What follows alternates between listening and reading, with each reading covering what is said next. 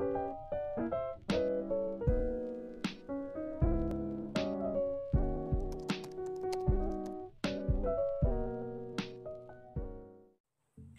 semuanya, Assalamualaikum warahmatullahi wabarakatuh.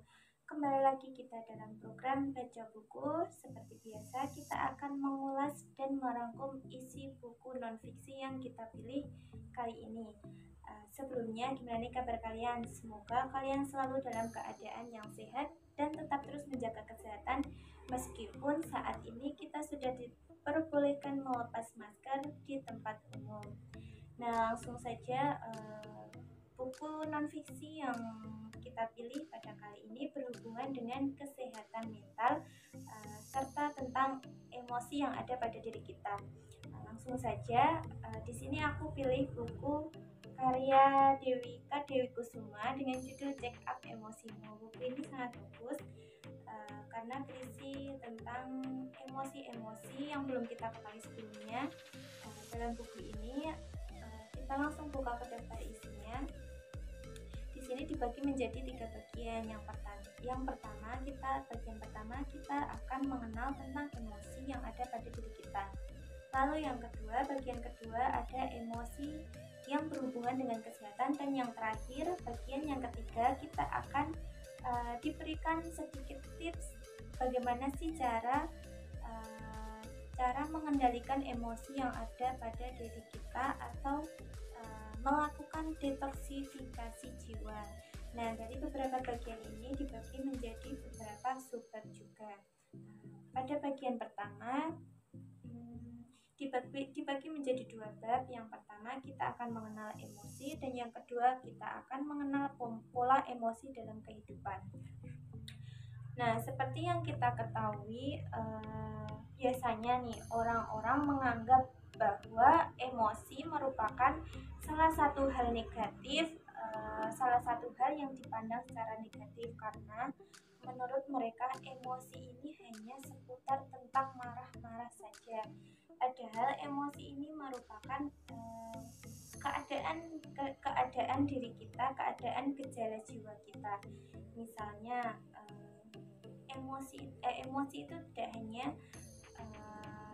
hanya berlingkup pada sesuatu hal yang negatif saja, namun juga ada beberapa hal yang positif. Misalnya emosi itu juga tentang kesenangan, kita merasa senang, kita merasa bahagia, kita merasakan cinta, itu juga merupakan salah satu dari emosi. Jadi tidak hanya sekedar tentang marah-marah saja emosi itu. Langsung saja kita buka pada bagian 1 yang berjudul apa itu emosi. Nah, di sini dijelaskan bahwa emosi ini merupakan suatu suasana yang kompleks dan getaran jiwa yang menyertai sebelum dan sesudah terjadi suatu hal. Di sini juga dibagi emosi ini dibagi menjadi yang pertama kesedihan, lalu ada amarah, rasa takut, terkejut, jengkel pun juga merupakan dari emosi, rasa malu juga merupakan emosi, kenikmatan dan cinta.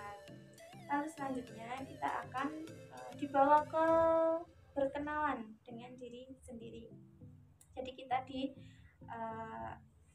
diajarkan gimana sih kita berkenalan dengan diri sendiri ini, karena seperti yang kita ketahui bahwa emosi yang ada pada diri kita ini merupakan emosi yang diajarkan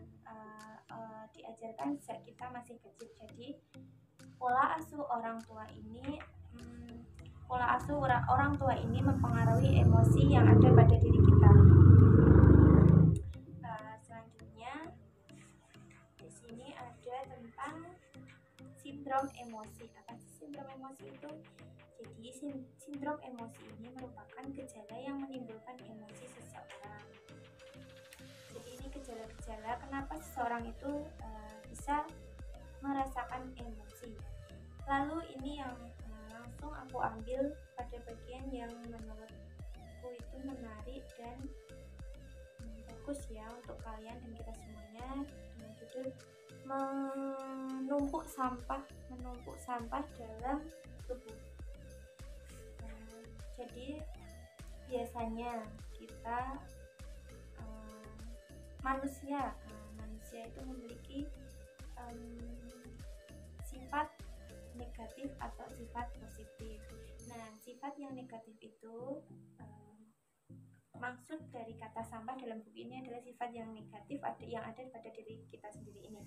Misalnya ada iri, dengki, lalu ada dendam, cemas, dan memendam amarah. Sebetulnya cemas dan memendam amarah ini bukan satu hal yang negatif.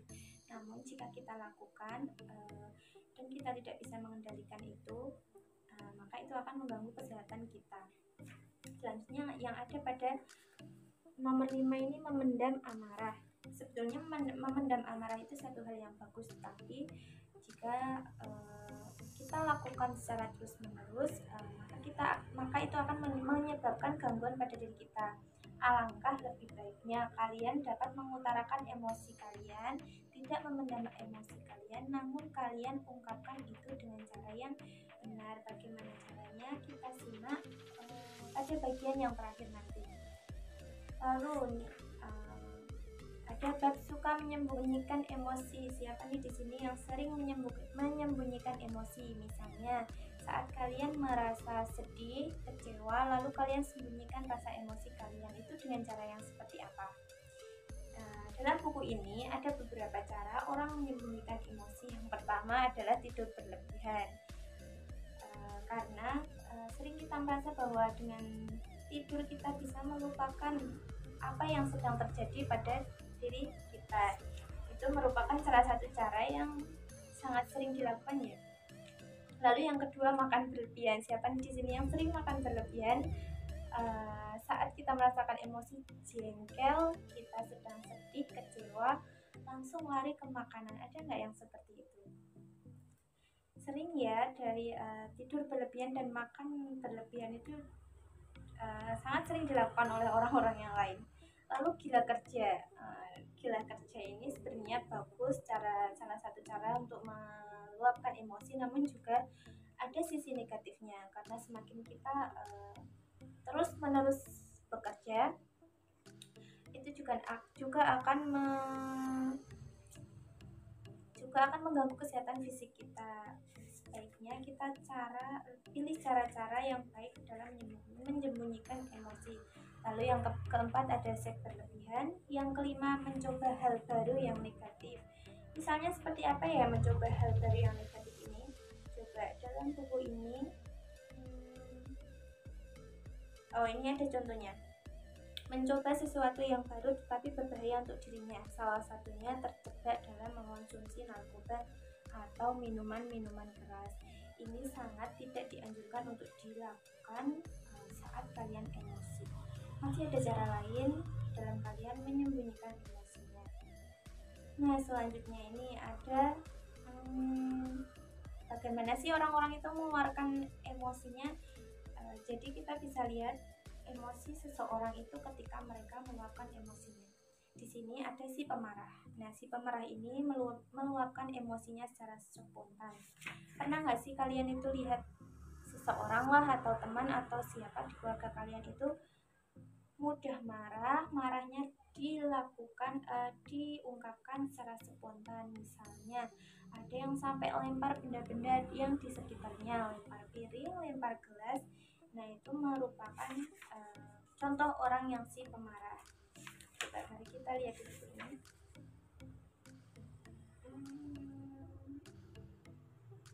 Nah, ini di sini ada cara bagaimana kita mengubah si pemarah itu menjadi yang lebih baik. Nah, ubah marah kita menjadi sebuah saran dan kritik yang membangun. Jadi kita saat mengkritik marah pada seseorang, jangan sampai kita itu melontarkan kata-kata yang tidak baik yang dapat menyinggung orang tersebut. Alangkah lebih baiknya kita mengubah amarah kita menjadi saran dan kritik yang membangun si lawan bicara kita. Lalu ada tentang si pemarah. Nah, yang kedua ada si cuek. Punya nggak nih kalian teman atau siapa yang sangat cuek sekali? Nih dilihat dari gambarnya itu sudah terlihat cuek. Nah, si cuek ini orang yang memiliki sifat cuek biasanya jarang terserang stres, depresi, apalagi penyakit fisik akibat emosi. Pasalnya, dia jarang merespon perilaku negatif orang lain padanya. Ada sisi negatif dan positifnya ya menjadi si cuek ini. Namun sisi positifnya seperti ini, jarang terserang penyakit hati. Namun sisi negatifnya, si cuek ini akan dia tidak ingin tahu dengan pandangan orang lain ataupun masalah orang lain. Jadi dia hanya mementingkan diri dia sendiri, asal itu tidak berpengaruh pada dirinya sendiri. Si cuek ini tidak akan bergerak sekalipun kalian menyinggung mereka. Nah, ini apakah orang dengan emosi semacam ini bisa dibenarkan? Sebenarnya bersikap cuek baik juga untuk kesehatan psikologis, namun tidak cukup baik untuk kehidupan sosialnya. Pasalnya orang dengan sikap ini terkesan menyebalkan. Jika kalian ingin menjadi si cuek ini, kalian tidak ingin mengganggu kesehatan psikologis kalian bisa menerapkan sikap si cuek ini, namun jangan terlalu cuek. Kalian harus tetap dapat bersosialisasi dengan baik. Selanjutnya ada si minder. Siapa nih yang sering merasa minder? Si minder ini rentan terjangkit kecemasan akut. Ada nggak kalian minder sama teman kalian? Misalnya secara fisik kalian minder, atau kalau di sekolahan misal kalian merasa aku nggak bisa nih kayak mereka itu terlalu sempurna karena bisa melakukan ini nilainya pun bagus. Pernah nggak kalian merasa seperti ini? Nah, si minder ini rentan mendapat perlakuan yang tidak adil atau menjadi korban bullying. Sebaiknya aku sarankan mulai dari sekarang kalian jangan pernah merasa minder yang amat berlebihan. Lalu ada apa lagi tentang si minder ini? Nah, orang minder ini pun memiliki kecemasan yang tinggi jika berada di lingkungan yang salah, karena selalu merasa disalahkan. Dia jadi takut melakukan sesuatu. Kasihan sekali ya jika kalian memiliki teman yang seperti ini, yang seorang teman si peminder ini. Alangkah lebih baiknya jangan kalian kucilkan, jangan kalian jauhi. Lebih baik kalian dekati orang tersebut. Kalian bisa berbicara dari hati ke hati, sehingga ini membantu kesehatan mental si anak peminder tadi. Lalu ada apa lagi?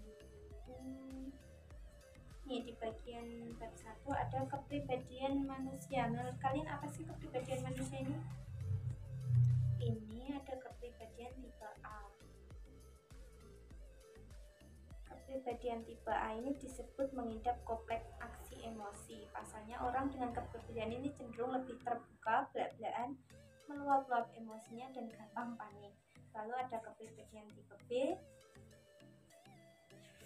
Selanjutnya ini langsung saja kita ke bab 3 ya nih, emosi dan keturunan. Jadi menurut buku ini, emosi ini juga merupakan salah satu faktor dari emosi yang kita miliki ini juga tergantung dari keturunan. Nah, hubungan emosi dengan pola asuh. Benar nggak sih ini kalau emosi itu merupakan keturunan dari orang tua? Nah, tidak dipungkiri orang tua telah mengasuh kita bisa berpengaruh besar dengan emosi yang dimiliki si anak nanti atau kita.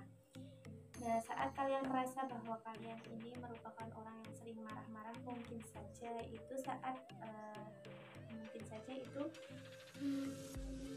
faktor dari pola asuh yang dilakukan oleh orang tua kalian. Misalnya saat kalian melakukan kesalahan, orang tua kalian akan langsung memarah-marah. Cara menegurnya itu salah, hanya dengan marah-marah saja. Nah, berbeda dengan anak yang ditegur dengan cara yang halus, diberi pengertian yang baik. Nah, itu akan menjadikan anak itu sabar dan mau mengakui kesalahannya. Nih, hal ini berarti sifat, emosi, serta kebiasaan anak bergantung pada pola asuh orang tuanya. Jadi nih untuk orang tua semuanya dan calon orang tua semuanya, saya harapkan kalian bisa menjaga emosi kalian saat di depan anak-anak, memberikan pola asuh yang baik dan benar kepada anak, karena hal ini akan sangat berpengaruh pada dewasa anak nanti. Bagaimana perilaku anak nanti tersebut bergantung pada pola asuh para orang tuanya. Nih, jangan sampai anak memiliki emosi negatif orang tuanya. Bahkan ketika anak dalam kandungan, orang tua sudah diharuskan menjaga emosi negatif. Pasalnya bisa mengganggu perkembangan si janin. Nah, jadi kalian para orang tua dan calon orang tua sebaiknya lebih berhati-hati dalam mengungkapkan emosi kalian. Nah, selanjutnya ini menuruni energi positif dari orang tuanya. Apa aja sih energi positif tuh? Apa ya? Energi positif.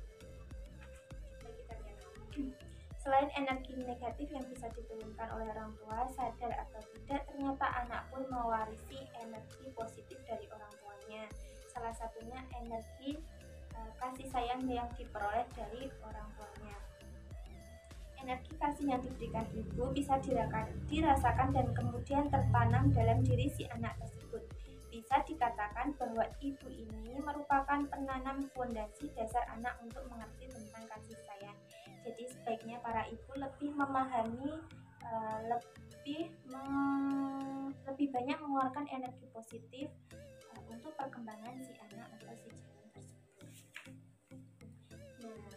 Nah, baik semuanya, ini merupakan rangkuman atau ulasan, lebih banyak kerangkuman ya, karena lebih banyak kita mengetahui secara singkat isi buku dari Check Up Emosimu ini. Namun kita baru sampai di bagian pertama, yaitu mengenal emosi. Masih ada 2 bagian lagi. Nah, pada 2 bagian lagi akan kita sambung lagi di hari selanjutnya dari program ini, dari buku ini. Harapkan kalian bisa mengambil hal-hal yang positif. Kalian bisa mengambil apa saja yang penting menurut kalian ini dan bisa kalian terapkan dalam kehidupan kalian ini. Semoga kalian bisa menjadi pribadi yang baik dan bisa berusaha kalian berusaha mengenal diri kalian, lalu kalian memperbaiki diri kalian. Nah, bisa disarankan kalian bisa membeli buku ini sekedar dibaca di waktu luang, atau sekiranya saat kalian merasa bosan, kalian bisa baca buku ini. Buku ini sangat bagus, sangat aku rekomendasikan untuk kalian semuanya. Baik sahabat semuanya, teman-teman semuanya, terima kasih sudah menyimak rangkuman isi dari buku yang kita pilih tadi ya. Nah, sebelumnya aku mohon maaf apabila ada kekurangan serta kelebihan dalam berucap dan bersikap. Semoga kalian selalu menjadi pribadi yang baik, selalu berusaha, dan semoga apapun yang kalian inginkan dapat tercapai dengan jalan yang benar dan mudah. Aku akhiri, wassalamualaikum warahmatullahi wabarakatuh.